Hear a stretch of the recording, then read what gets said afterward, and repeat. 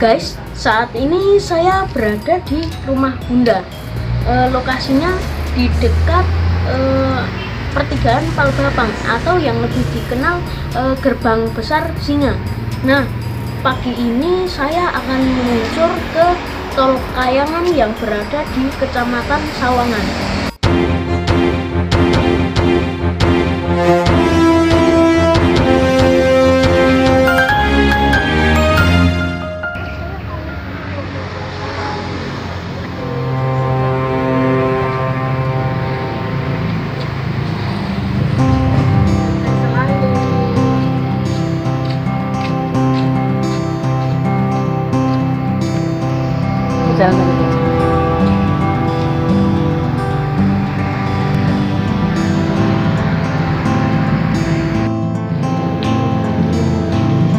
Halo, gimana kabarnya?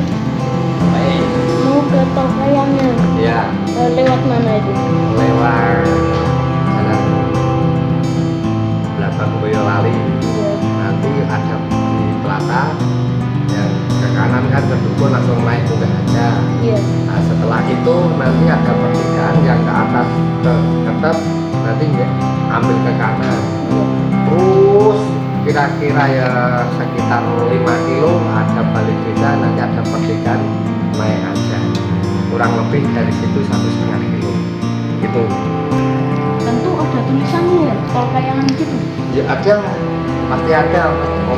Namanya tempat wisata kan pasti ada petunjuk-petunjuk. Iya. Nah, tinggal mengikuti petunjuk ada, nanti ada Tol Kayangan, setelah naik terus itu enggak jalan buntu itu. Iya. Oke Om, terima kasih. Apa kabar Om? Baik. Iya. Kok sudah sibuk ini ya? Ya, baru siapan untuk pengajuan wisata pencairan. Guys, saya tidak langsung berangkat ke Tol Kayangan. Saya mampir dulu di pemerintah desa Mangunsari. Nah, sekarang saya akan berangkat ke Tol Kayangan. Mari Om, saya berangkat dulu. Ya, silakan. Hati-hati. Om, monggo saya pamit dulu. Oke ya, hati-hati ya di Iya. jalan. Sukses. Lalu.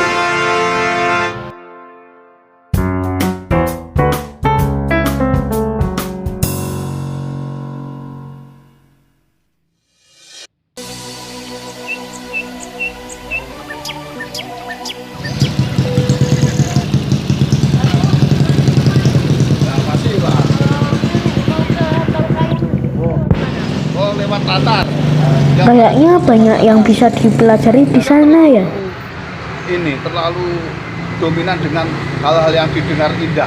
Contohnya, wah itu antropologi, geologi, terus ada ilmu-ilmu lainnya. Tetapi enggak ada ilmu yang meneliti tentang rumput.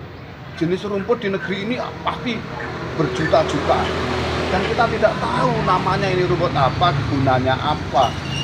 Hanya dari sisi farmasi, mungkin ada sinsai dan sebagainya sudah meneliti, tapi hanya sebagian. Nenek moyang kita itu ahli di bidang pengobatan secara alami. Nah, rumput-rumput itu bisa dibuat, aromanya bisa dibuat parfum. Terus secara ditanam itu sebagai keindahan alam, sebagai taman. Sementara secara fungsi medis atau apa, itu pasti ada fungsinya. Tuhan menciptakan suatu halnya itu pasti ada artinya, ada fungsinya, ada gunanya. Tidak hanya menjadi rumput yang diinjak-injak saja, tapi rumput itu bisa fungsional, yang sifatnya akan berarti sekali dalam kehidupan manusia dan tumbuhan, binatang dan lain sebagainya. Tidak sekedar hanya diinjak, digilas, dipotong hanya sekedar untuk makanan sapi tok, tapi ada rumput lain yang selama ini belum difungsikan secara fungsional. Sesungguhnya karena kita tidak mau belajar tentang rumput. Rumput itu identik dengan bawah, identik dengan kehidupan di bawah, kehidupan tanah, masyarakat jelata. Jadi rumput itu sebenarnya fungsional. Jadi saya hanya usulan saja bagaimana ada taman yang bersifat edukasi atau laboratorium pertanian, ada pertanian organik biar kita tetap sehat. Terus ada pertunjukan mau mengumpulkan para seniman-seniman lokal untuk mengadakan sebuah pertunjukan atau mengadakan event yang bersifat tahunan atau bulanan. Jadi tetap ada edukasinya dan ada kaitannya dengan seni ya. Hah? Ada Si. nilai edukasinya juga korelasinya. Ya pasti harusnya seperti itu. Kesadaran manusia semakin lama kan semakin tumbuh. Selama ini kita hanya dimanjakan oleh alam, sementara kita semua beli obat-obatan, beli. Akhirnya hanya orang tertentu yang bisa panen uang dari alam. Sementara banyak orang yang tertindas atau yang belum sadar atau yang miskin ekonomi, miskin wawasan. Nah, itu bagaimana? Saya tidak akan mengatakan pendidikan bersifat formal, karena pendidikan itu universal.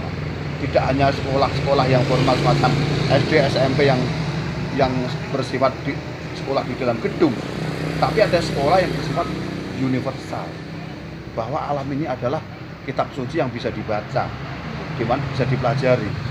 Alam ini adalah guru bagi kita semua. Dari situ kita bisa menggali fungsi dari alam Tuhan menciptakan ini. Dari situ kita bisa hidup kecukupan.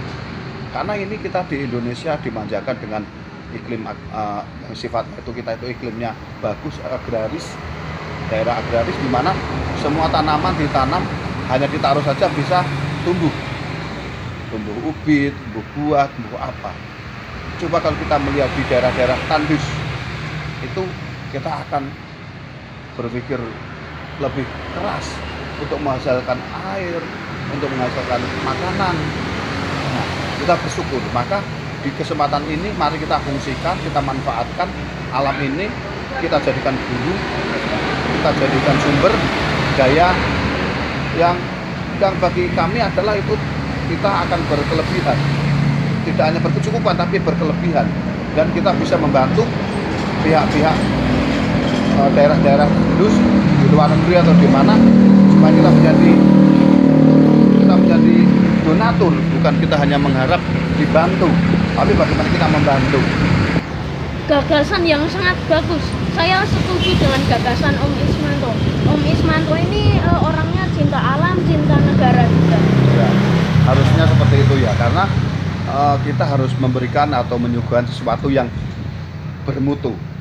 Hal yang bermutu itu mungkin sekarang belum bisa dilihat bermutu, tetapi lama-lama ketika orang dihadapkan dengan sebuah permasalahan dan baru sadar, baru tahu bahwa suatu hal yang dianggap sepele itu sangat bermutu dan sangat bermanfaat.